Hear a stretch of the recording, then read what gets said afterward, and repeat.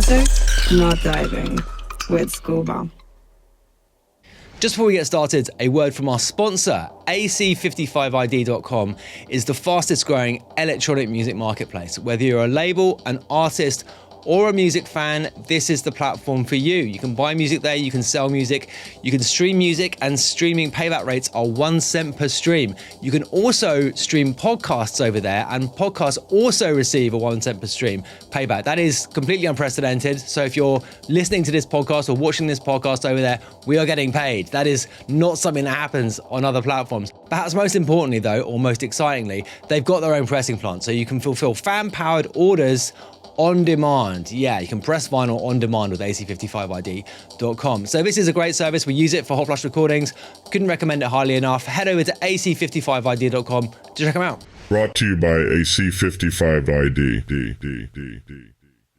Welcome to the show. I'm Scuba. This is Music, Not Diving. Okay, we're talking Death in Vegas on the show this week. Richard Fearless is joining us in the studio, and we're talking about the act which has been so influential on so many people for over 30 years now. The first Death in Vegas single came out in 94. The first album came out in 97. So this is a deep and varied catalogue that we're discussing. And Richard's story is really interesting too. He's got breadth and depth of experience that the catalogue would suggest. But yeah, a really nice guy as well. I didn't know him at all before I had this conversation. And he absolutely met and exceeded my expectations. I'm not sure what my expectations were actually, but he's an extremely engaging person. Very, very interesting guy. Lots of great stories, and just an ideal person to have on the show, basically, to dig into many of the things that we talk about regularly, but also some other stuff too. So yeah, this is a good one. You're going to enjoy it. Just before we get started, a reminder that you can support the show on Patreon, patreon.com/ScubaOfficial. There's links in the show notes.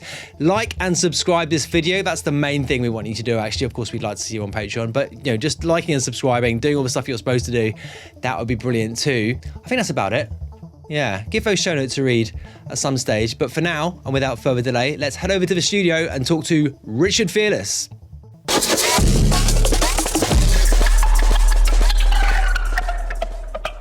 Richard Fearless, welcome to the show. Nice to be here. How you doing? I'm good. Good, very good, thanks. I've been this morning listening to your episode of Beats in Space with Tim Sweeney from about 3 years ago now, I believe. Right. And in that, you talk about an album which is supposedly coming out next year, as you say in that episode, which was in 2023. Is that the album which is coming out soon? It is. Yeah. Yeah. Is that how long it took me to make it? Okay. That's yeah, scary. right. Yeah, I remember. Yeah, that is the same album, yeah. So this is Death Mask. Yes, the new Death in Vegas album. Yeah, right. I've been listening to it. It's actually a pretty great piece of work, actually. So well done. It was worth taking the time over. Thanks. Tell me a little bit about it. Why is it taking so long? I suppose it's the obvious question to ask. Well, why is it taking so long? Records do take me quite a long time to do. I mean, in the things. So the last Death in Vegas album was an album I did about 9 years ago called Transmission, with Sasha Grey, and in the time between now and then, I've done 2 albums as Richard Fearless, and I never really stopped making music. Like I do a 5-day, I go in the studio Monday to Friday every week, and I make music, and I'm always making music. But so it's not like I kind of had a break from actually kind of being in the studio. But I think the thing for me with Death in Vegas is the reason there's such a big kind of gap between the records is kind of what I feel it kind of takes out of me to do the project. Right.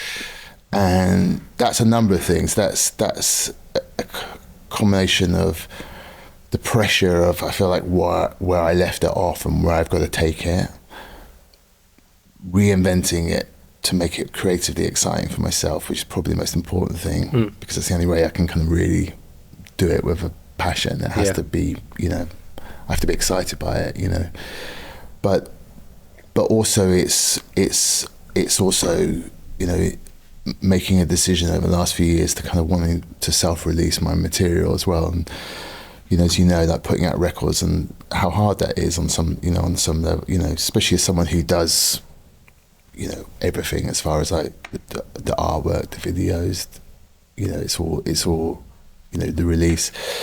It's kind of it's all kind of it's a lot to take on. So I'm always quite hesitant about.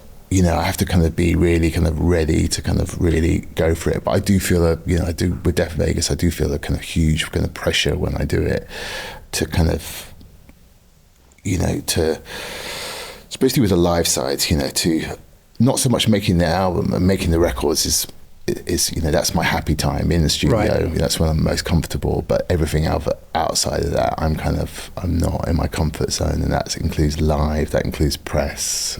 Yeah. All that, we don't like doing press, to be fair. Yeah, I mean, I'm kind of, Obviously this podcast is an exception to that. Of course, yeah. I mean, this is the 7th album, right? The Death in Vegas album. I've just looked at my notes to check that. Okay, apparently it is, yeah. Right. And, is it? God, I thought this had been about 20. Okay, right, maybe it feels like that. Yeah. I mean, the sound has developed significantly over that time, right? And one of the other things you said in that interview with Tim was that I think you said you weren't proud of some of the early stuff, which is, I mean, I don't know if is that. Yeah, I mean, I can still say that. I mean, I still can stand by that. I mean, I think whenever I kind of, I have to be careful here because I can kind of upset a lot of people, but I feel like it was a kind of, I can go through the albums, like the first, like starting off with the first one I did with someone I was going out with at the time's housemate. I had a little home studio, and he was an engineer at the World Service, and competent, good engineer, and we kind of started kind of doing some tracks together, and that album took about 3 years because it was on his downtime. Okay. And I was at art college, and just doing, starting to kind of, and also starting to kind of DJ quite a bit as well, and kind of learn that skill. And I feel that album was a big learning curve. The next one was I got some money and decided to build a studio and bring in an engineer and work full time with that particular engineer. So that first album that you mentioned was Dead Elvis. Dead Elvis, yeah.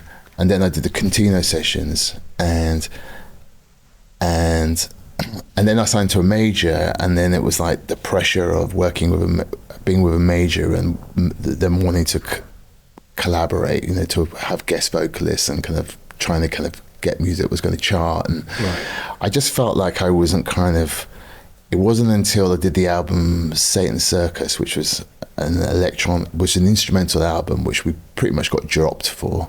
Okay. But I felt like there was one particular track, and it's called Hell's Annex, and I remember like getting behind the desk and kind of doing a kind of my own mix of the track, and I felt at that moment like this is where I want it to go. This is the sound that I'm, like I've always loved dub, and I've been kind of brought up kind of, on dub and kind of like basic kind of like noise guitar bands like My Bloody Valentine, Loop, and dub really. And I felt like I found something, a sound that I kind of wanted to explore, but it took a long time to kind of get there because, I wasn't a musician. I was kind of someone who always had a lot of records, always listened to music and DJ, but I wasn't competent in the studio. I didn't really know my way around, and I was kind of, on either other people's downtime or kind of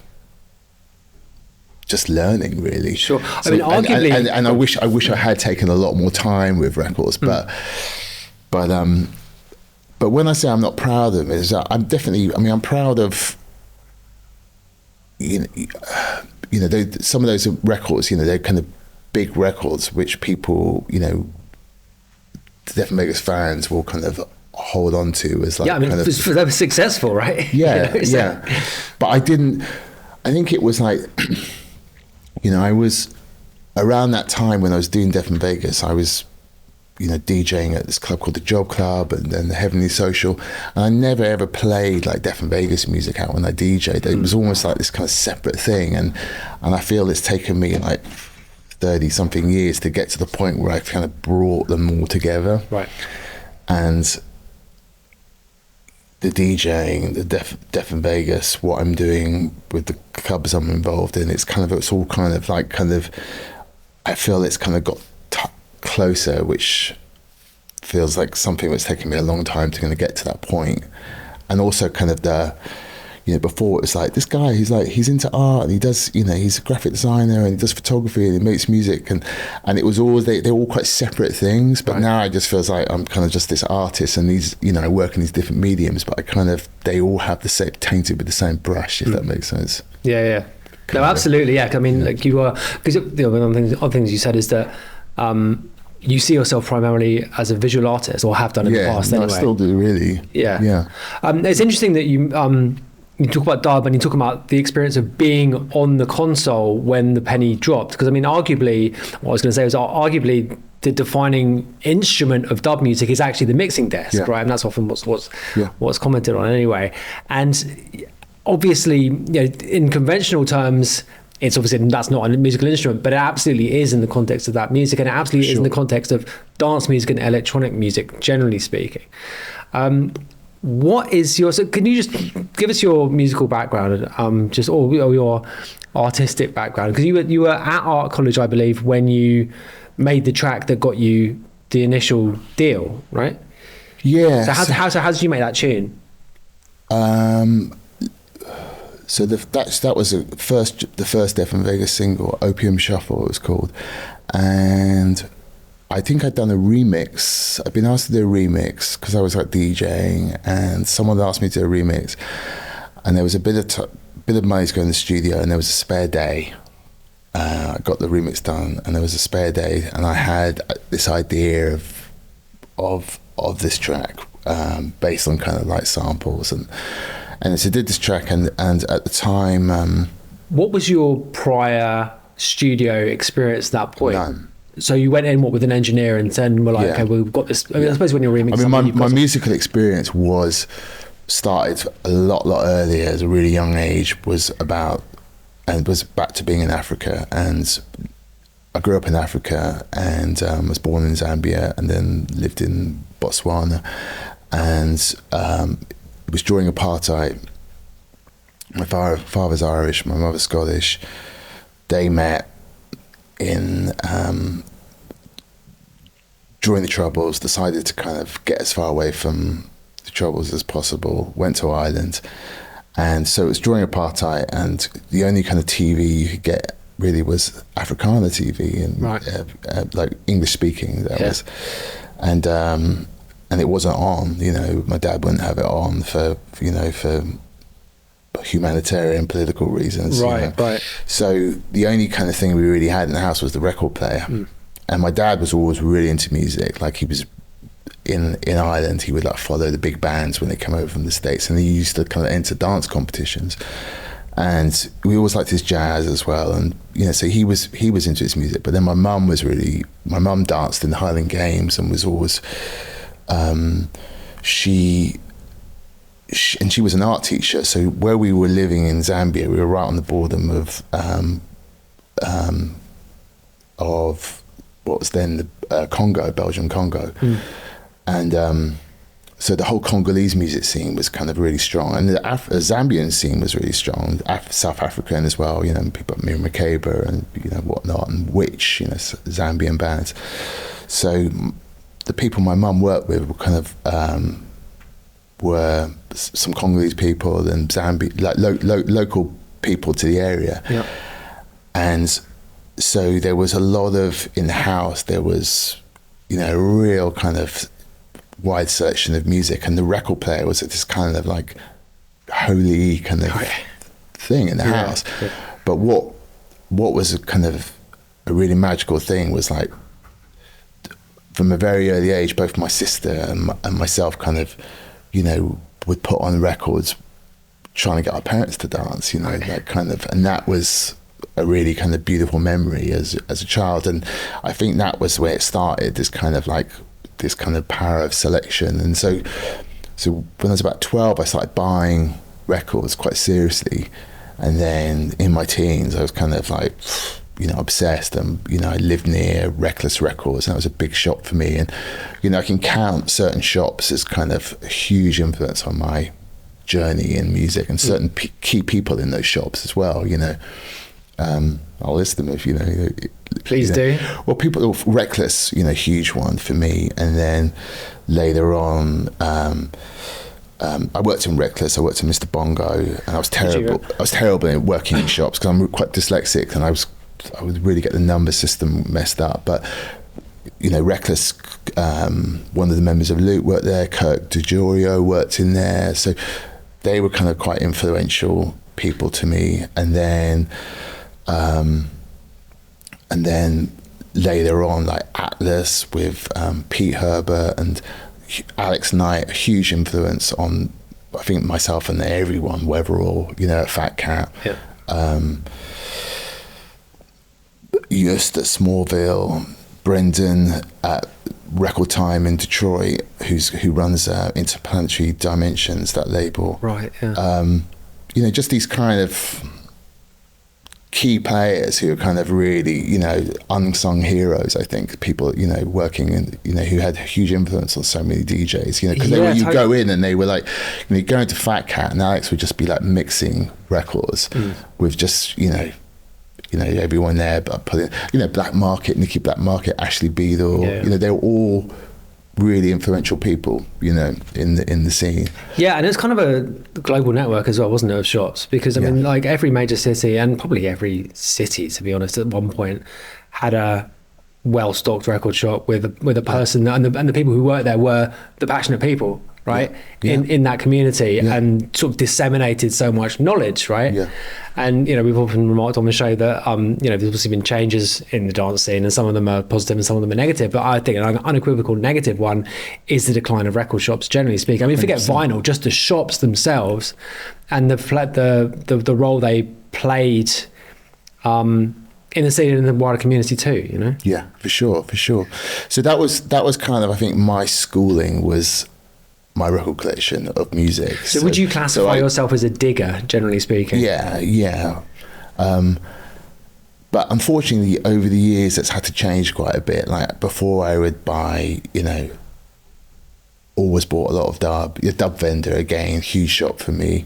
All the kind of until that closed. But I would always buy a lot of dub and, techno, obviously, but then, Sierra Leone, palm wine music, world music as well. But now just due to the cost of records, I've had to kind of really just concentrate more on what I'm playing out, just because that's all really I can afford to play. As I only play vinyl, you see, never play digital music. So, I've had to kind of dig slightly differently, But yeah, back to that first studio session, I went in there with more like a trained ear. You knew what things were supposed to sound like, basically, or what he wanted. Kind of, yeah. So that was my studio, my musical upbringing. Really was more. And so that's an interesting thing then. So to go from there to sitting at the console 15 years later, no, a bit less than 15 years later, 10 years later, where you presumably felt a decent degree of technical knowledge, right? Sat at the desk. Is that fair? Well, I was always sat with, the Contino rooms, which is the studio which we did. Tim Holmes, and I met Tim Holmes because he was working with Red Snapper and The Aloof, and my manager knew him, and he was the guy after Dead Elvis that I started doing quite a lot of remixes with. And then when I got a record deal, I was like, right, I'm going to build a studio, and rather than kind of working with someone, paying them a day rate, I'm going to bring him in and say, look, do you want to, let's do this together and split this, and this is, we'll build the studio. How should we have it going? How should we run it? So I kind of always kind of worked behind him. He would be at the desk, and then I had another room next door I worked with a guy who I went to college with, a graphic designer. And so I was kind of going between the two rooms, working on the artwork and working on the music. And I kind of like this way of switching between the two rooms. And I'll do that is my kind of working day. But as far as getting behind the console, it was like I started to kind of would go behind it more to like once everything was split up on the desk, and I would kind of just sit with the songs for a bit and kind of, you know, work on levels, work on kind of trying to strip everything back to its barest components. I mean, that was probably the dub influence was kind of coming into, you know, you listen to a lot of Death in Vegas songs, and I think one of the things that probably has made it kind of, you know, being quite attractive for film and stuff like that is there is a lot of space in the music. And I think that was kind of coming through from just kind of what I was kind of, you know, kind of drawn to the, you know, music, whether it be techno or dub, that had the kind of the barest of kind of components, but still had emotion. Does that make sense? Is it fair to say that the Death in Vegas output, like the stylistic direction of the albums, has got more? I mean, you kind of hinted at this, but it's got more towards your DJ set and more towards dance music over time. Because the new record is pretty dancey, right? And the early stuff is I was listening to Dead Elvis this morning. It's quite trip hop is a loaded term slightly, but it's I mean, I can't, to be honest, I can't really even listen to those records really, because I just don't really feel like they are, I can't relate to them really, you know? I mean, I think they're objectively good. I don't think you should be you know. I mean, I think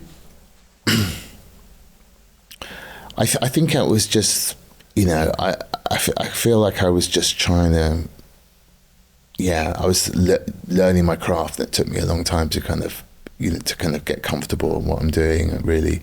So those early records, I just feel. How did, so I can just interrupt you, how did they relate to your DJ set? I mean, you mentioned those records. Yeah, I mean, you mentioned having them. Okay. They didn't, because even then, you know, when I was doing the Job Club, I was like, you know, I went from this kid who was really into dub and really into like kind of, I would say more like kind of extreme noise level of guitar music, like, you know, Loop and My Bloody Valentine and all those bands. And then I had a moment where I was in a shared house, living in this shared house, and one of the guys in the house's girlfriend was a music journalist at NME, Barbara Ellen. And and it was kind of at the same point as Acid House was kind of like kicking off. So this was like kind of like late 80s. And Barbara one day kind of gave me an album, and it was the Techno, The Sound of Detroit double album. I've interviewed Kevin Saunderson on the podcast and discussed that album thing. And it was it had and the thing is, it kind of blew my mind. So I kind of, you know, I'd listened to, I'd never really liked a lot of dance music, but I think it was just what I was hearing. And then I heard that album, and it was just like this whole level of kind of, and this is a word I'm kind of not a big fan of, the word funk as any in general, but it felt like this electronic music, but had this certain level of funk in it and feeling. And, you know, you listen to like people like Blake Baxter and all those records, and it was just this kind of machine kind of music and this kind of rawness, and it just kind of had this kind of epiphany at that record. And then, you know, Acid House was kind of kicking in, and the clubs, we started going to different clubs, and, you know, everything that came around, you know, associated with that. But that was a record that I kind of like, oh, okay, right. And I started diving into that direction of electronic music first. So when I first started DJing at the Job Club, that was, you know, I was playing kind of Detroit and Chicago's music alongside the other kind of electronic music that really blew my mind, was the whole kind of reflex scene and kind of the more like cerebral brain dance kind of stuff, you know. IDM, for want of a better term, right? Well, the more kind of, what was Reflex was a huge label, like inspiring label, and that and Light Mind and all those records. So that was the music I was playing at the very beginning when I first started DJing at the Job Club. And then at the Job Club, we were getting people like Claude Young and Andrew Weatherall and Derek May. And what venue was that at? So it was basically this tiny little shithole in Soho called where Gaza's Rocking Blues was, called Gossips. Okay. It was like a small club, but we did it once a week, and it was mayhem. It was, I wasn't one of the runners, but I was made the three residents. And it was started by these people who were kind of in advertising, who were friends, who were a little bit older, and they were basically obsessed with Weatherall and John Kelly, weirdly, the Liverpool DJ. Yeah, right. But so normally they put on these warehouse parties, and mainly Weatherall was like headlining, and I started to get a few slots for them, and off the back of that, because I was the kid that at art school I bought records, turntables was my first grant from so I had That's exactly turntables before anyone else had That's them. exactly what I did. And I was living in a housing co-op, so my room was the room we went back to, and that's kind of how I started getting noticed by people. But yeah, back to Gossips. It was they were getting some great DJs, but what was really cool is we got, for some reason or whatever, the three residents, we got the trust to kind of, we most often closed. And the thing about the Job Club is that their ideology was they were trying to get people so they had 2 rooms, and one room just had a home stereo with 1 deck on it. So they'd get people like Tom and Ed, who were then the Dust Brothers, to come in and just play on 1 record player. Right. And it was that kind of back to mind kind of ideology of what would you listen to if you just had 1 turntable? And they were doing that before anyone that, not anyone else, because sound systems were doing it, but certainly in the club scene, it was quite a kind of unique thing. And then they were getting these big DJs to play the middle slot on the dance floor and getting us to close after them. So it was a fantastic kind of experience for a young DJ, to kind of go on after some of these people and, to just kind of get used to that pressure and also kind of do warm-ups. Who were some notable people that you went on after? Claude Young, blew all of our minds. Really? He was, Dave Angel, Claire, his manager was kind of, one of the guys in the club went out with Claire's sister, so that was why Dave's connection. But Dave would play regularly, and again, kind of amazing. A DJ that's, his records still stand the test of time, and huge kind of, I guess, Detroit inspired to some level with that same kind of funk grittiness. Yeah, right. He was like the kind of, I suppose, the first wave of UK techno, right? Yeah. And for sure. And then Andrew Weatherall was like that he was the DJ I saw more than any chance I could see Weatherall I would. I'd go and religiously see him at the Drum Club and then all these clubs like Drum Club. Wow, yeah. Haywire. Drum Club, yeah.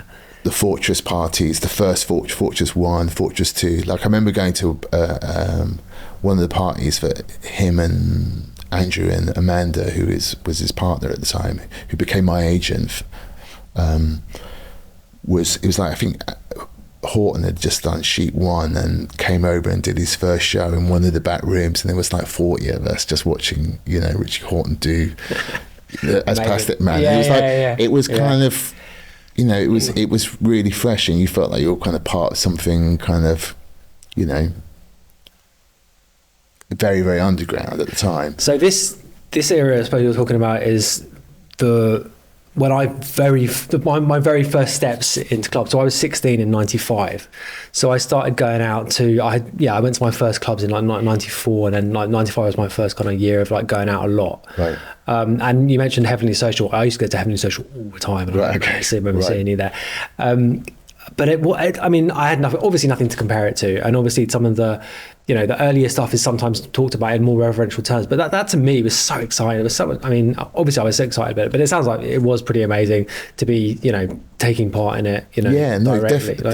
Definitely. And then from the Job Club, I got asked to be resident at Heavenly Social, and again, that was just an amazing, experience. Learning. Talking about Heavenly Social as a club, it was at Turnmills. So it was at Turnmills, and which was an amazing venue, by the way. And it was, the Heavenly Social started at the Albany in the pub when it was just Tom and Ed and I think various Heavenly people DJing. Heavenly was the label, right? Heavenly was the label, but they also did press as well. So they did press for us at some stage. So I had a kind of connection to Heavenly, and then I started doing. They was one of the labels I think I first started getting asked to do a lot of remixes for. So when it started, was it kind of an industry thing? Because it was kind of like just for their mates. Yeah, really, that's what I mean. You know, but it just kind of exploded, and within. It just became like the place to go. I can't remember, was it on a Sunday or whatever day it was, but small pub, and it just kicked off. And Tom or Ed were just like exploding, and and then they decided to do it in the bigger at Turnmills. So kind of going to a kind of a proper club or a proper system, and the residents were Tom and Ed, John Carter and myself, and we couldn't really have been more different as DJs. I mean, I felt I was kind of more into kind of techno and kind of electro. John was into his kind of interpretation of kind of like ragga, and then Tom and Ed, like. You mentioned the Dust Brothers before. That's the previous incarnation of when they first Brothers. started. Right, yeah. Okay. And I kind of knew Tom because the first record that we were talking about earlier on, the Opium Shuffle, the first one I got signed to Tom's now their boyfriend and girlfriend, and his wife's label Deconstruction, which was part of BMG. So that was kind of my connection to those guys. Right. But yeah, the at Turnmills it was wild because it went on for about 3 years, and we just took turns each week of either warming up, doing the middle slot, or closing, and then a guest thrown in here and there. But it was a kind of, it was incredibly hedonistic club, and when it finished at 3, I think it then turned into Trade. Yeah, I was going to mention that, which is the after hours gay club, Yeah, so we would end up at Trade, That's got messy. And, literally come back like on Wednesday, like, so, it was what it was, but it was, as far as playing week Tony on, DeVee week out. Resident at that point at Trade, is that right? Maybe. Okay. Yeah. It was real kind of hard house kind of sound, wasn't it? Yeah. I mean, we would normally be upstairs. There was a kind of weird back room, which we kind of like, sure. And then like little missions downstairs for various things, but. It was brilliant. It was a brilliant club, and it was a great place to just play week on, week out. And I kind of did that until I kind of left and got another residency actually at kind of Razzmatazz in Barcelona. Just to get the timeline right, that Heavenly Social period, that was the period in which you were writing the first record, right? Because you got signed in 94, and then the first record comes out in 97. So, the first record took actually quite a long time to do. It took because it was on the other guy's downtime, so it took about 3.5 years. But that's so the period of Heavenly Social, right? I think a little bit, and a little bit before that. Yeah. So Razzmatazz is a great club as well, though, by the way. Yeah. So again. Actually, I had a little residency at Elysée Montmartre in Paris after that, and then but I've always loved. I've always loved doing residency. Like kind of just get somewhere and get familiar, and kind of weirdly gone back to that kind of situation now with my playing and doing the same kind of thing. Where I've started this other club with Daniel Avery, right? Which talk about. Yeah, sure. We'll get onto that. Yeah. But we were talking about the relationship between your DJing and the Death in Vegas output is how we got here. Actually, no, it's fine. But before we got into that, I must satisfy my curiosity. I love getting first-hand accounts of the early acid house period. So please tell me your the pertinent memories that you have from the kind of 87, 88. I guess period. Yeah, there was a lot of kind of traveling. I got in with these guys from Stoke through at art college, and they were like huge Sasha fans. And this was when Sasha had his residency at Shelley's. Right. And so they were there was this kind of like this tape that we just kind of like, you know, chewed up basically from just overplaying in the car, and like, you know, really early kind of Sasha, and he was definitely someone that I mean, you know, I would go and see when you know, and he started playing at Ministry of Sound, and he was really, you know, he was just doing some fantastic stuff on, you know, he was, you know, amazing mixer, you know, some of the stuff he used to do. So we'd go and see him and I'd go up to Shelley's, and then after Shelley's, like, we'd hit various different kind of like car parks and like alternate. We're like kind of doing sound systems in car parks.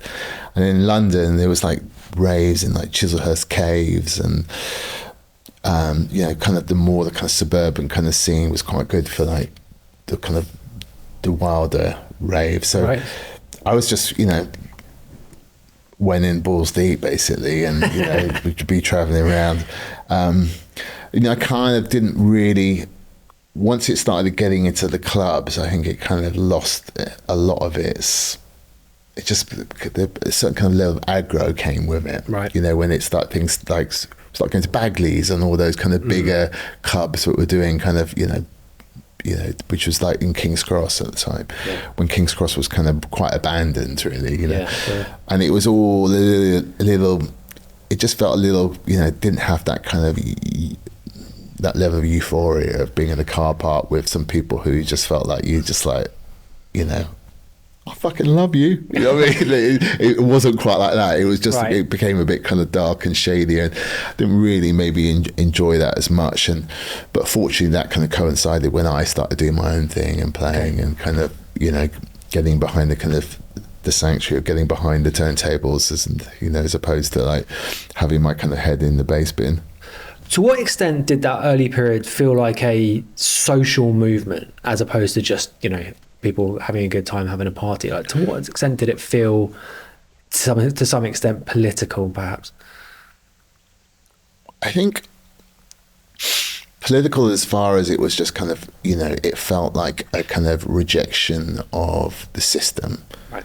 And in a way that, like, in a general kind of a way. Well, yeah, in a way that, like, it felt like it was our kind of punk, for example. Right. You know what I mean? And there was a level of rebellion and stuff, but it was also like, you know, that thing of, you know, as a kid, I felt like an oddball. You know, I always felt like different to everyone, and at school, I struggled to kind of find anyone I was on the same like wavelength with. And it wasn't until I went to art college when I kind of was like, okay, right, you know, yeah, you know, felt like I kind of found a bit of a tribe on some level, you know. And I think it was part of that, like, you went to it kind of, all those preconditions kind of like left you when you know, and in the state of euphoria, kind of rave, and it did bring people together on a level that I hadn't really kind of felt before. And that was a great thing to be part of. But I do feel like we were on the cusp of the end of it. Right. Because really that was probably more like in the mid 80s, but that was really, you know, I was just on the end of that, and then got to see the kind of Schneidy side of it. Okay. Yeah, but I've had a few different accounts of this, and that is a commonly cited thing, is that it acquired a bit of a dark side quite quickly, actually. Yeah. Yeah, because, you know, because there was money to be made in it, you know. But let me just to clarify the initial question. I've had a bit of there's been a few arguments I've got into recently concerning the degree to which it's comparable to dance music politics now, and people tend to sort of characterize that early kind of rave scene as being nakedly political, in the sense that it was a kind of, not necessarily party political, but a sort of like you know, something which is, you know, the way political movements are prosecuted now, they're very exclusive and very prescriptive, right? And it's very much like, this is us doing our thing, and if you're like us, you can come in, and if you're not, you can't. And my understanding, and I suppose this is sort of, I'm sort of, tell me if I'm right or not in terms of what you're getting at, that early rave scene was much less exclusive, much more sort of inclusive in the wider sense of the word. Does that tally? I think in some ways, but I'm definitely not one of those people who is like, it's never been like it was, because I think it has been. It is a lot better than it was. Right? Yeah. I think, oh no, I'm not putting necessarily a value judgment. And it's like every now and again I'll play a certain club, like, I don't know. There's this queer club, Hotbox, that I played for a while, that would start at like 8 a.m. on a Sunday morning, and it was all in various different spots in North London, to the Golden Poodle in Hamburg, which I played quite a lot. Amazing. And it's like you hit a certain pocket of people, and you feel that feeling of kind of, and what we try to do with Goo, the club I do with Daniel, is like kind of you try and kind of create something, and every now and again you play somewhere, you go into an environment, and you feel like, oh God, there's something really. It's brilliant, really beautiful, special thing that's being built up. But whenever you do come across that, it's all something that has been built up, and not something that's just been kind of like, dare I say it, like a festival lineup, which is all people who like, all I have to do is get a bunch of top DJs, the right DJs, put them together, and the good artwork, and that's it. Because those events just don't have that soul. But the things that people have built something up from the ground does have that magic, and it's an interesting kind of lesson, really. I think in kind of in putting on an event or putting on anything, really. It's just, you can't just expect, it doesn't materialize. It's got to be nurtured. I mean, this is a conversation I've had a couple of times on the show recently. First of all, with Jane Fitz and her night moves, and then also with Tasha and her neighborhood night, and they said basically exactly the same thing, right? And this is, if you, I guess, have a long experience of putting on parties, then this becomes obvious, right? You can't just have pick your headliner and then get a couple of other people to support them and expect it to be, equivalent in terms of what it means to people, I suppose, right? Yeah, for sure. Little bit of a tangent, so I was drifting off on what you were saying, but I guess, I mean... No, it's part of the same thing, though. It absolutely is. Yeah. I mean, it was also, like back to like the start of raving for me. Is like, you're also in a different headspace. You kind of like, you feel like you kind of, you kind of had the shackles let off, and you're kind of an 18-year-old kid who just hasn't got any cares in the world. So it's a different headspace to what I am now at the age of 53, sure. And the journey I've been on. But I still, I'm probably loving. I mean, I love DJing more than any of the things I do. Deaf and Vegas DJing is something I'm in my comfort zone, and I still get great joy out of playing for 5 hours and lugging my records around and trying to find those pockets of people and connecting with them, and it's never lost its magic to me. Sure. Okay, let's return to where we were going, I suppose, on the broad timeline. I suppose, I mean, like the sort of key moment that you've mentioned is like, sitting at the console at that time and think, realizing you can do it now to some extent, in the way that you wanted to. Obviously, Death in Vegas had become successful prior to that, and you mentioned you signed to a major. You were very well known, as an act as well as a DJ. Tell me what it's like becoming successful like that. How did you deal with that? Was there a point at which you thought or it occurred to you that you were famous, for example?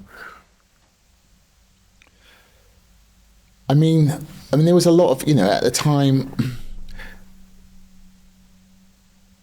I don't know. I mean, there was a lot of, there was a lot of press and, a lot of coverage, and it kind of never, I've always been kind of quite a shy person, to be honest, and, I'm not massively comfortable talking, let alone even like being in the public space. Sure. So, it wasn't something I was kind of like really enjoying. Yeah. I can imagine. But I remember the turning point when the press became when the press wasn't good, and I Right. remember that just being like, whoa. And the thing that really kind of, and it was actually when we did the album Satan Circus, and which I still think was a kind of, you listen to the album and it's, the amount of people that have come up to me, like, as like the Horrors and stuff, and said that album was kind of really, the important album to them. Yeah, it was an album, but we handed in this instrumental album. The record company were like, what the fuck, like this, like you dropped type thing. And What was the label at that point? BMG, Right. BMG. And they presumably signed you wanting, Like kind of, hits. wanting to work with whoever. And Was this the first album you'd done for them? No, I'd done Dead Elvis, Continuo Sessions, Oh, was it all with Rising. BMG? Yeah. Oh, okay. Yeah. It's not made BMG. clear actually on the stuff, but like, yeah. So it was Deconstruction, but who were owned by BMG. Yeah, right. And then it was Universal, were my publishers at the Yeah, time. okay. Okay, so you'd been delivering the goods, as it were, Delivering and some goods. and there'd been So then they were like, "What about this out?" Type thing. Yeah. So we got released, and I remember this review. how much of a struggle was it to get it out? Did you have to persuade them? Were they? Well, no. We got released. We got released from there. Oh, right. That was me trying to say dropped in a nicer way. So we got dropped, and I remember like a review came out in the Guardian, and they just panned that album, and I remember just thinking, just like, and that just kind of was like, up until that point, like everything had been, all the reviews had been so, just been kind of constantly kind of really good. There had been Mercury Prize nominations and blah, blah, blah. But this one review came out and it just kind of had this kind of knock-on effect to other, which is often the case, it's Yeah. like, you're not the emperor's new clothes. It's okay to slag you off. Yeah, now. yeah.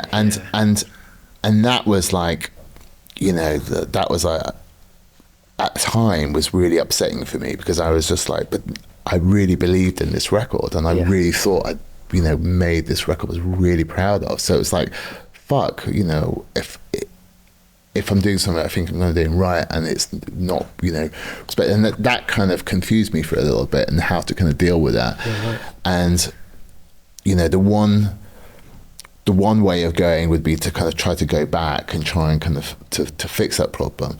But I didn't take it like that. I took it as a kind of like, okay, then I've got to, the best work I've ever done is when I really kind of like just, I hadn't thought about anyone. I really believed in my vision, and I've got to kind of keep on to that. And in a way, it was a really good thing for it to happen, because it kind of freed me to take this different path of self-releasing and just not having to kind of respond to anyone. So I kind of went down, I didn't pursue another record deal. You've been self-released since then, right? On Yeah. Drone is the label, right? Drone, yeah, which is the label I do, which, I have various different drone angels who've helped me out over the years.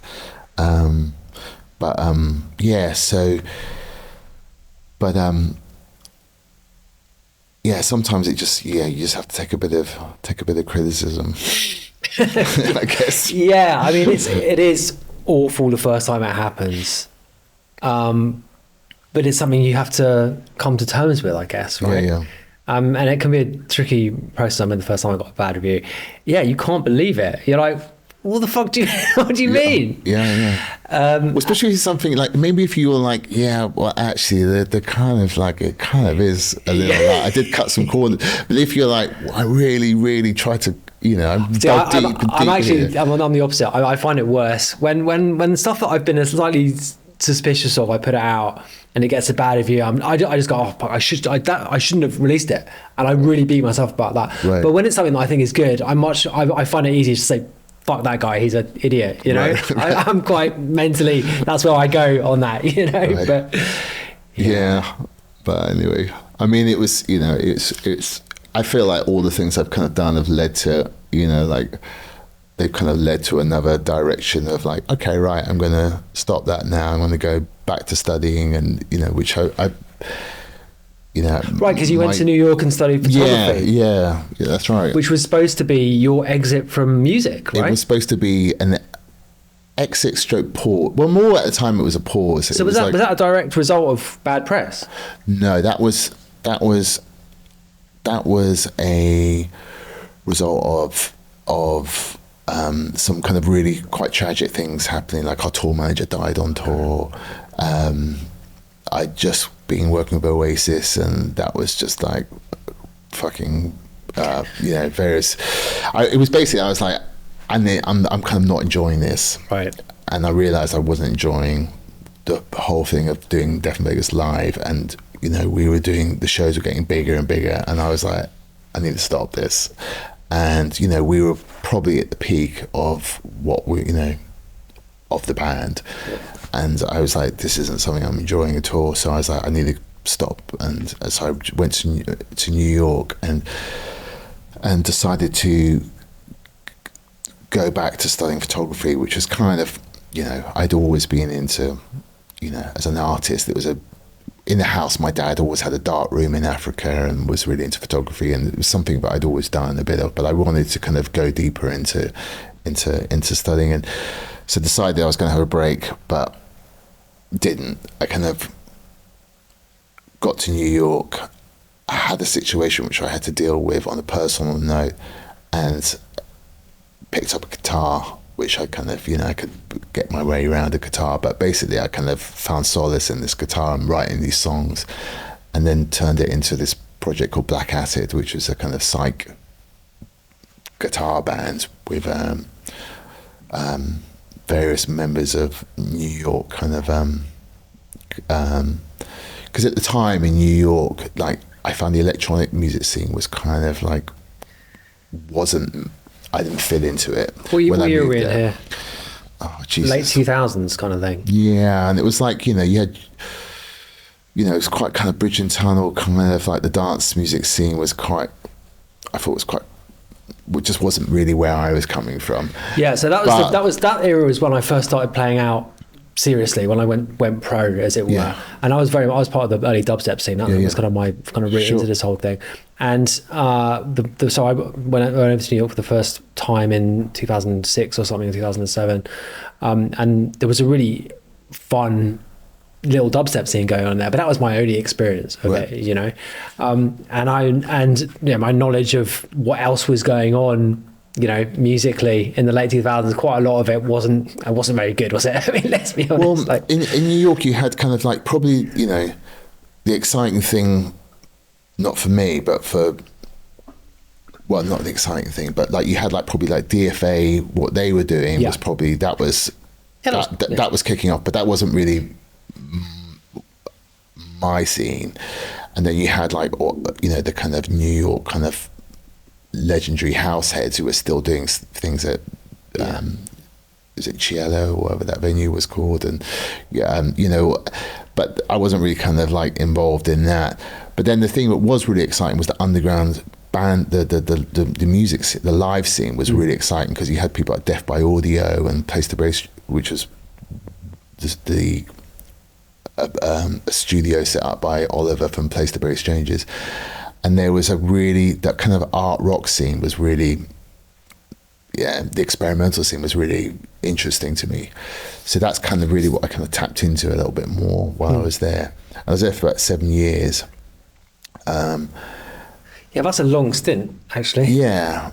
And then I kind of left there, made this album, which I never released. Okay. Which I still have to release. And it was kind of, it's a bit personal, but I was dealing with quite a heavy situation, and kind of the record was this kind of, one thing I have always done is whatever creative process I'm going through, so whatever I'm going through mentally, I've always tried to channel into my work.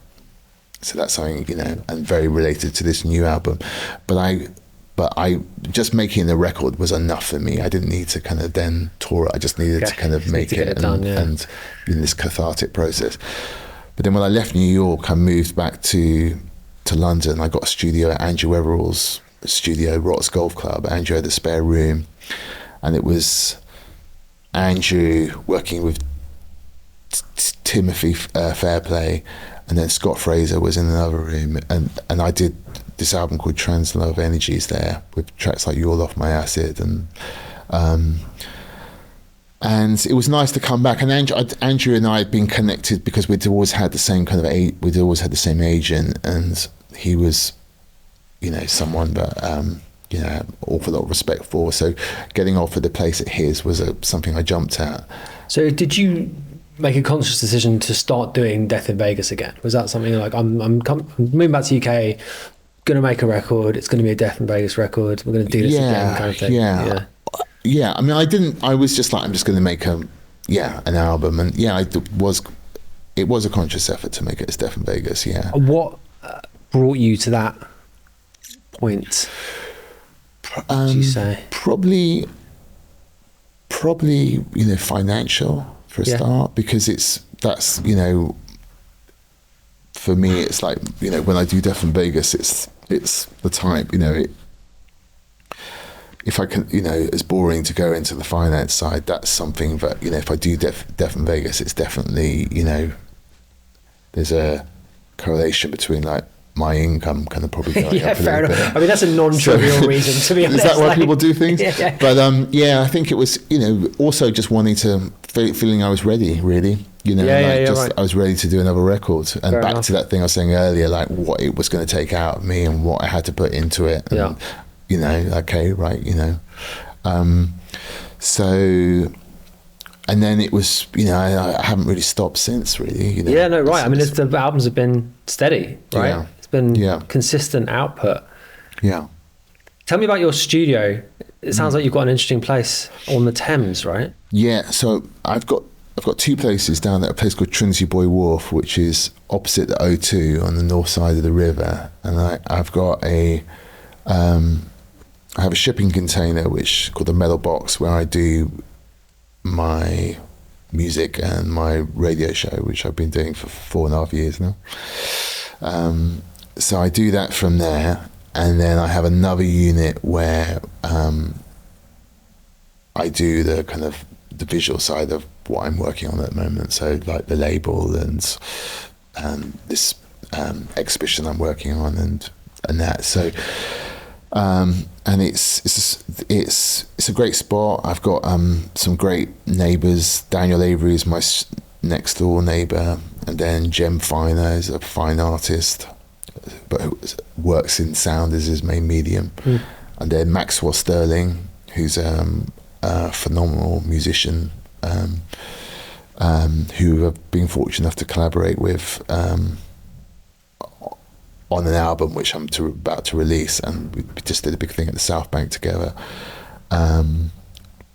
He's a double bass player, but works kind of a modular work. Okay.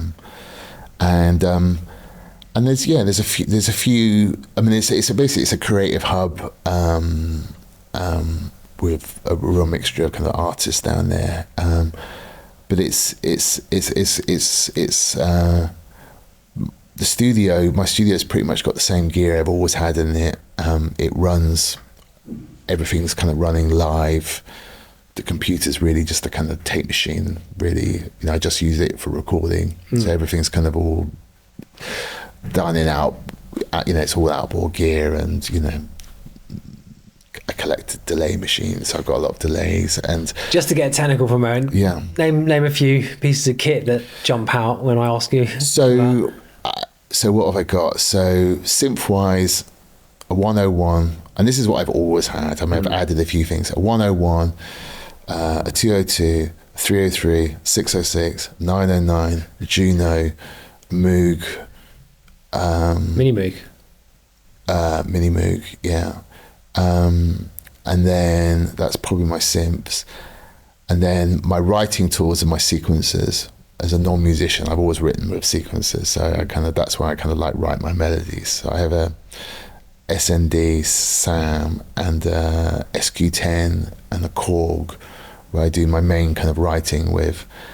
And then outboard, Effectrons for delays, Echoplex delay, Space Echo delay, clamped. And then I use for my console, and then like Lexicon, Eventide, outboard gear, a lot of pedals. And then my console, I've just got a Venice a Midas Venice 32 channel mixer. And this is kind of interesting because I kind of used this originally for live, but now it's kind of incorporated as the kind of, I would say, like kind of the main tool in my way of mixing. And back to the kind of the dub, you know, conversation earlier on, like with this album particularly, the last 3 albums, but this album particularly, what I try to do is, you know, I'll get my kind of, I hate the word jam, but I'll get my kind of like machines kind of talking in the right way. Yeah. And I'll work on a kind of something I'm happy with. And that might take a few days. Always leave the machines on, but just because since something goes off, I lose it. But I'll get something I'm happy with. And then once I've got that, you know, track, and because I've got a kind of patch-based system, I can kind of get any configuration of, you know, of the machines working together. But I normally decide what I want to use in what order. So I'll have SQ10 into the Korg, and then I want it to go there. So I kind of map it out in my head and then kind of get it patched in with my engineer, Nick Powell, who's a brilliant engineer, who's now going to be part of Death in Vegas' live show with someone else. So I kind of get the kind of the track sorted out, and then I put down passes individually. So I'll kind of jam down each kind of, so I'll work on the Juno first. I'll put the Juno part down, all the drums. Oh yeah, just to add, so when I put my drums down, my drums are always split out. So my drum machine, my 909, which is kind of my main kind of rhythm that I write on, everything's going to a separate, can go to, so like the... Yeah, it's got the outputs, right? Yeah, so I can kind of like I'll have like 4 delay machines engaged when I'm writing. So I don't write straight, I write with the effects on, if that makes sense, because that adds to my kind of rhythms a little bit.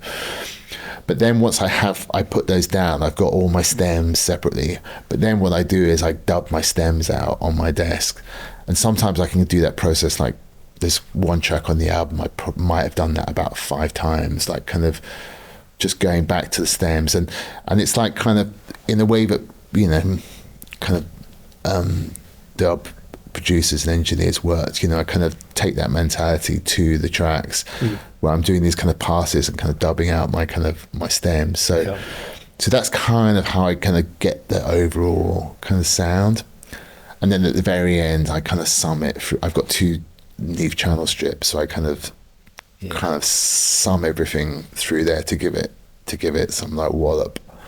And then that's it. But the computer is purely for like recording. Yeah, right. Okay. I mean, and if I could, I would get rid of it and have a tape machine, but I can't afford that. But because it's just a distraction for looking at funny things, really, for me. Yeah. I mean, that's all the classic gear, right? I mean, that is those Roland bits of kit, and obviously the Moog. Like, those are the instruments which are historically the sound of dance music, right? I mean, that's so how do you think about it in the kind of sonic aesthetic terms? How do you think about getting new stuff out of, I mean, do you think about it like explicitly at all, or do you just, as you say, jam, for want of a better term, and, you know, when it sounds good, it sounds good? I mean, do you think about it in sort of like granular level at all? Yeah, I mean, I do tend to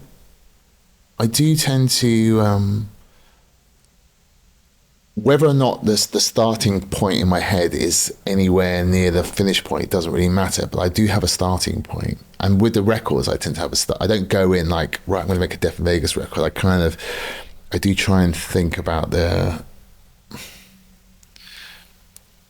don't really so much think about it. I think about how I am at the time, you know, and if I'm kind of dealing with grief or whatever, it's like I'm like, right, I'm lucky enough that I've got this kind of process that I can kind of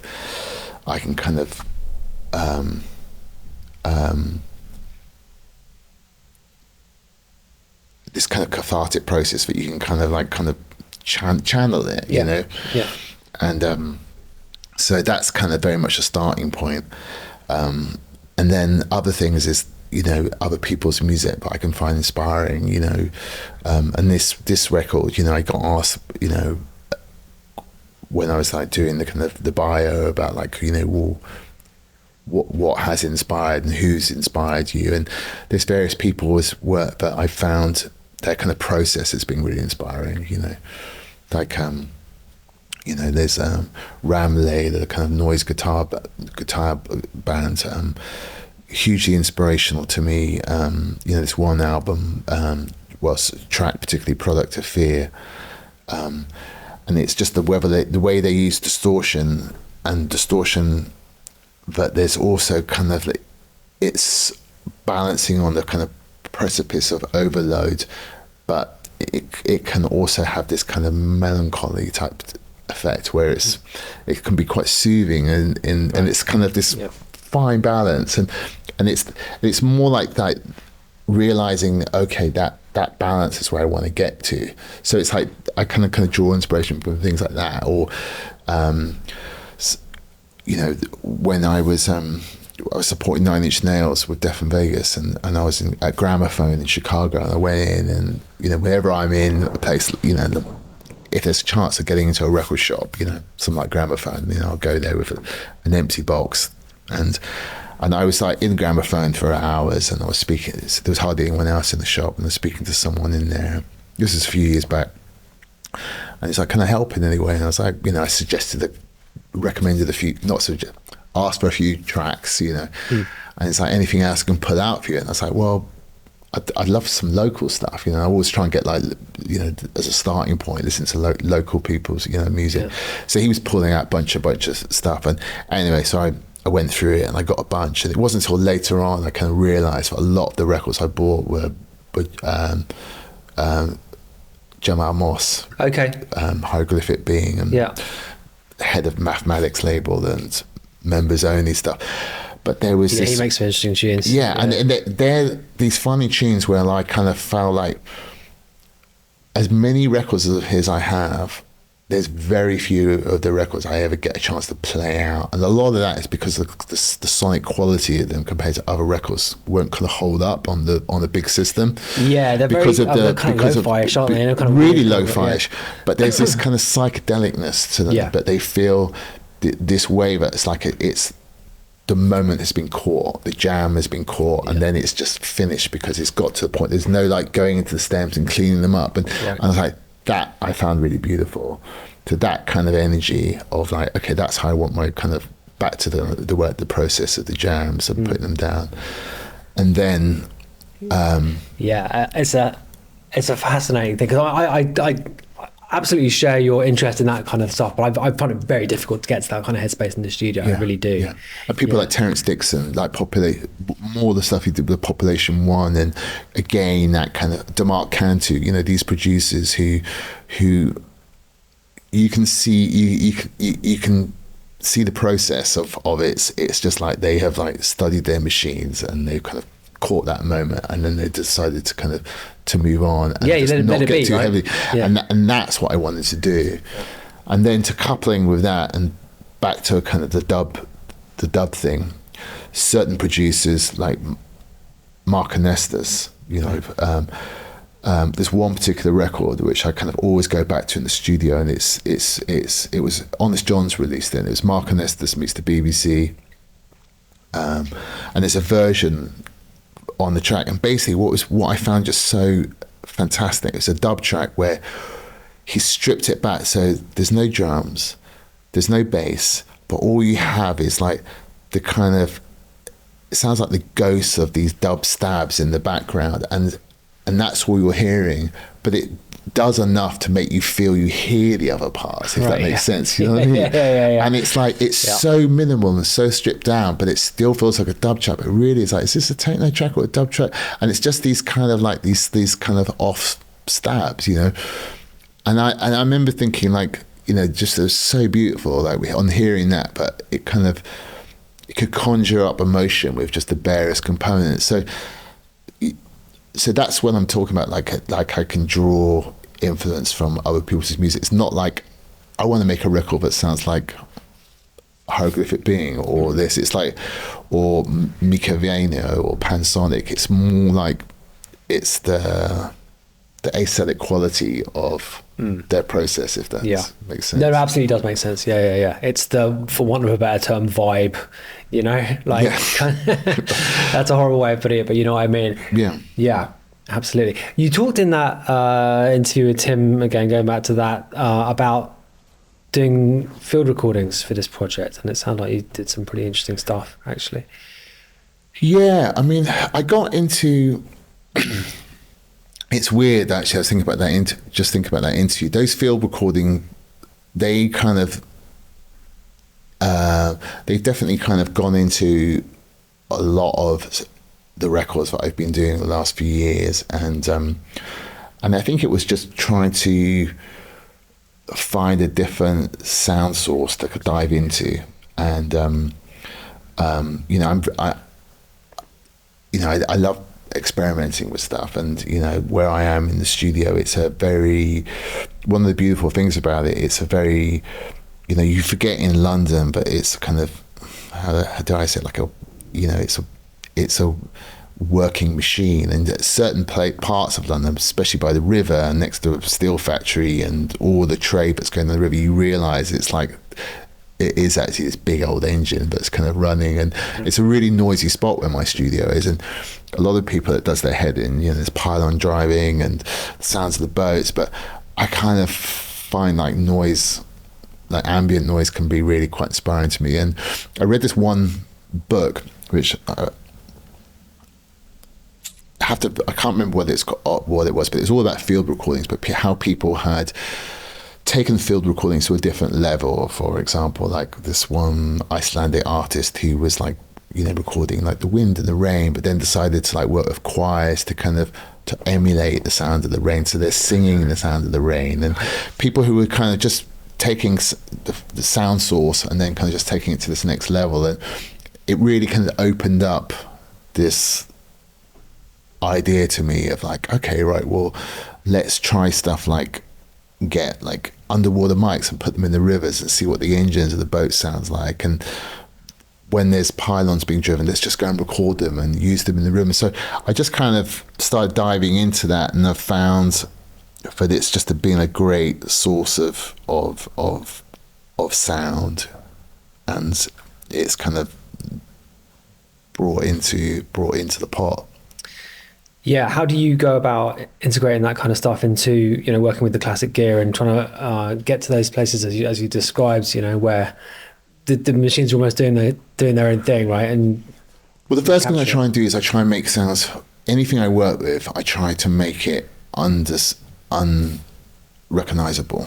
So I don't want it to sound like a pylon being driven. I want it to, you know, stretch out and pull stretch and make it, you know, I don't know, an hour long drone as opposed to us, you know. So like, and that's when my, you know, using the outboard gear and manipulating the sound becomes kind of, you know, an exciting creative project to do in the studio as a kind of bed, and I work on those sounds, and sometimes I kind of incorporate them into other things or just leave them on their own. But you know, there's various different, especially the Richard Fearless record, and the one I did with the Sasha Grey album, Transmission. That's a lot of the sounds in that are kind of field recordings, which I've manipulated.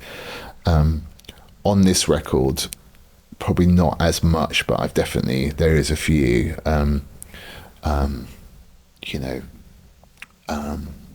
things that I've kind of put in there, slotted in, which you're like, what's that sound? And it's like something weird, but I've, you know, recorded. I mean, I'd say the album's great. I was, as mentioned, listening to it over the last couple of days. It is a dance record, I think. Is that fair? I'll take that. I think it is. Yeah. I mean, is it the most dance record that you've done, would you say? The most kind of clubby record. I mean, I think the Deep Rave Memory Richard Fearless album was probably the first one I did, which was. But Death in Vegas records. But Death in Vegas, yeah, I would say so, yeah. And this is, you've kind of been alluding, and you have alluded to in the past, like the kind of your music has become more true to your sort of underlying vision. Artistic vision, as you know, not just music, but as you've mentioned, the kind of visual side too. I mean, do you feel like is that a fair comment? I mean, how are you getting closer to, you know, what the what the real message is, if I can put it like that. Yeah, I mean, it's interesting. So when I was doing this record, one of the things I was doing while I was doing it was this club that I started with Daniel Avery called Goo, and we started it at the Pickle Factory. It's a Sunday daytime club, which was something that we wanted to do. That was kind of one of our, from the get-go, we wanted to do it in the daytime for various different reasons. Did you know Daniel before moving into that studio with him? Yeah. I did, because he, weirdly back to my band Black Acid, when I did Black Acid, Dan worked at a record store called Pure Groove. Yeah. And Pure Groove put out a Black Acid 7-inch. In Archway. That's right, yeah. That was my first record shop. Yeah, so Dan worked there, and I kind of got to know him there, and we had various different friends and, you know, connections, and then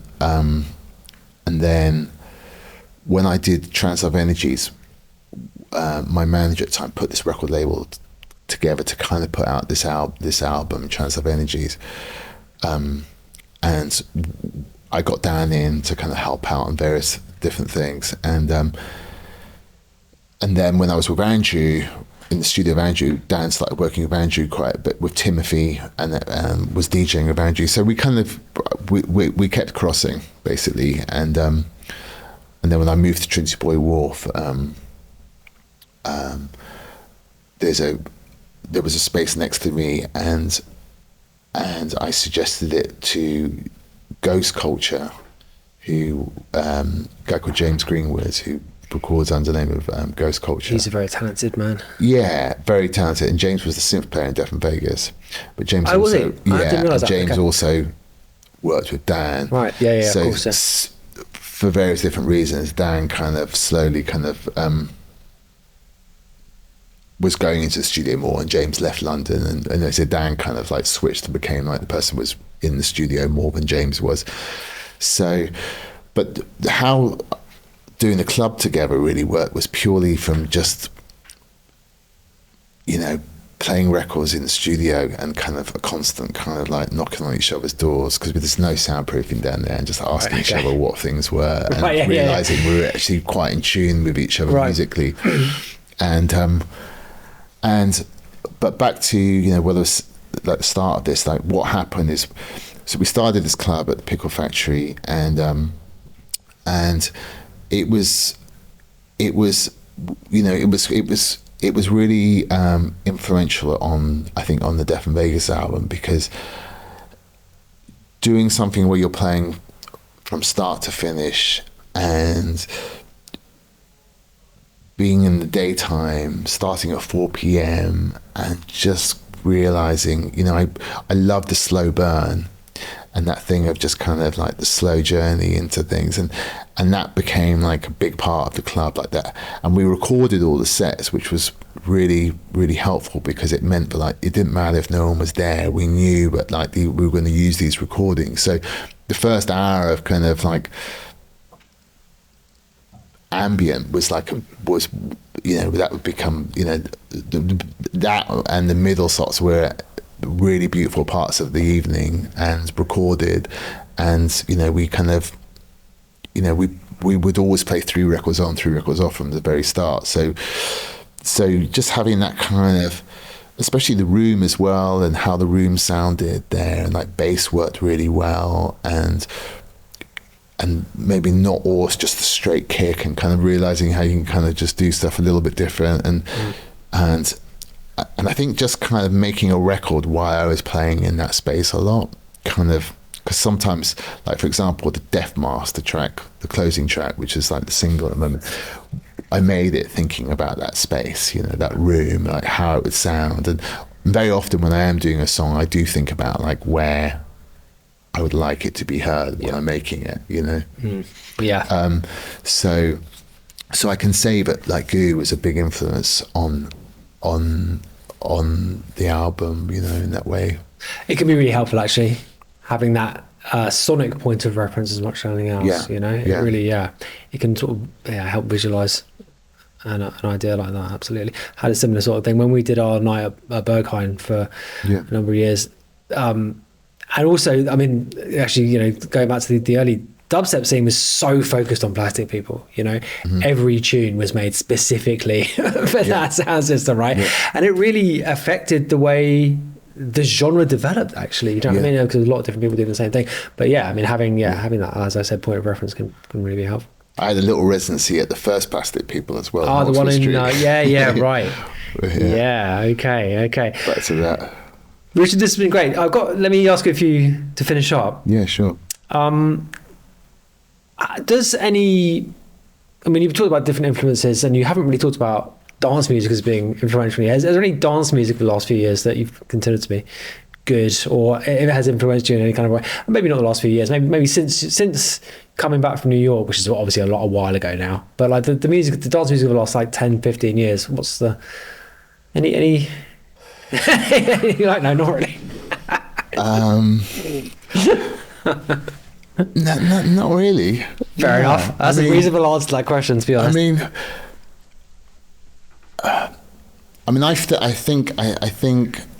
I think it's a really, really healthy state, and I think there's some incredible records being made, you know, like constantly, and you know, incredible labels, which, you know, and having done a label, you just know what a fucking struggle it is for all of them, you know. Yeah. So it's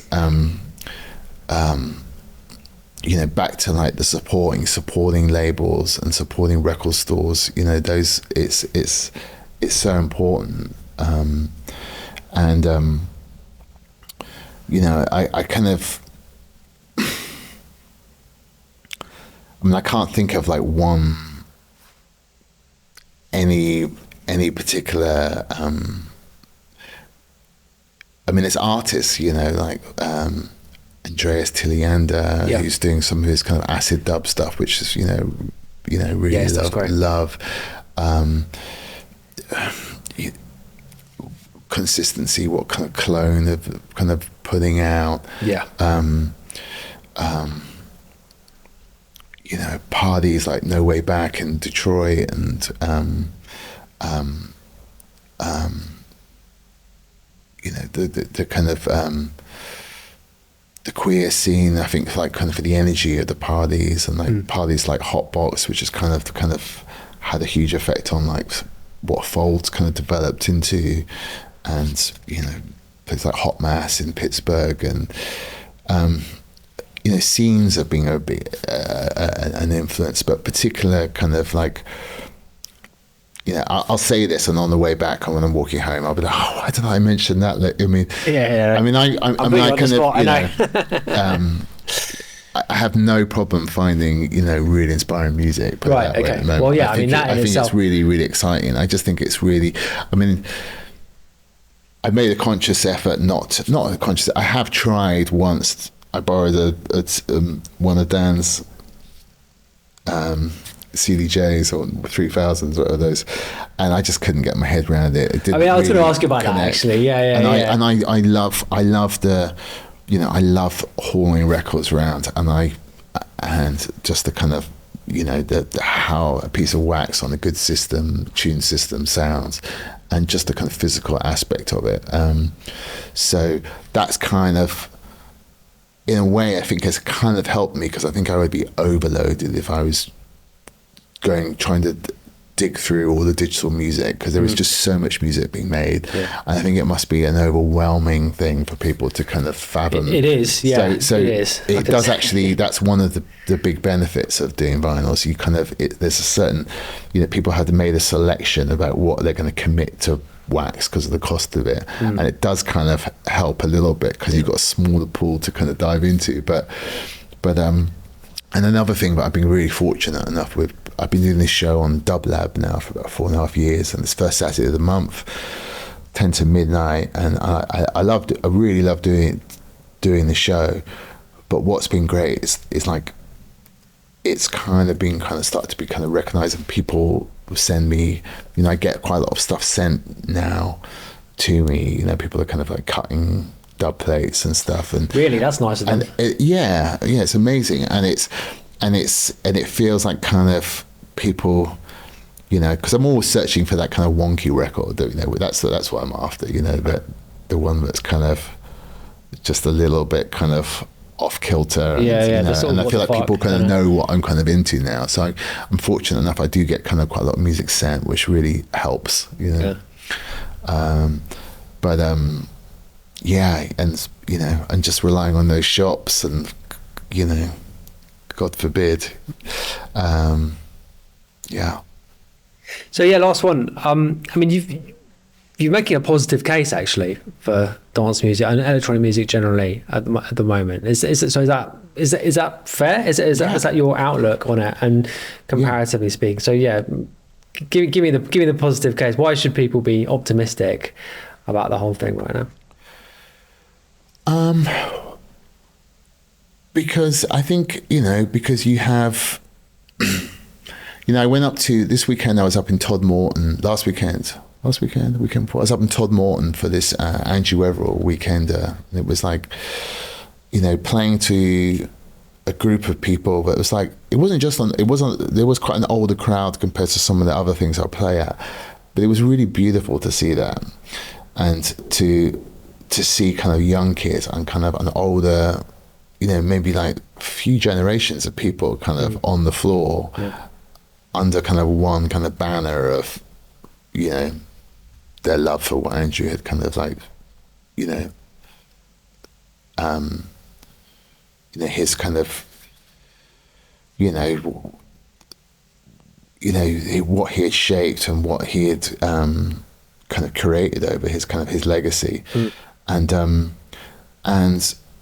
I feel that there's, you know, it's something that what we're like, how long into, like, how many scenes of music are there that have kind of still got that kind of, like, you know, that people just can be so kind of like, you know, bring so much joy to people and bring people together. And I think, you know, for all the kind of shitty festivals and shitty clubs, there's people just doing something from the bottom up, where they built something up in the community and a space for people just to let loose and to feel like they found their own self, you know. And it's a beautiful thing, and long may I be part of it. Absolutely, man. Well, thanks so much for coming on. It's been great. Absolute pleasure. Thank you so much. Awesome.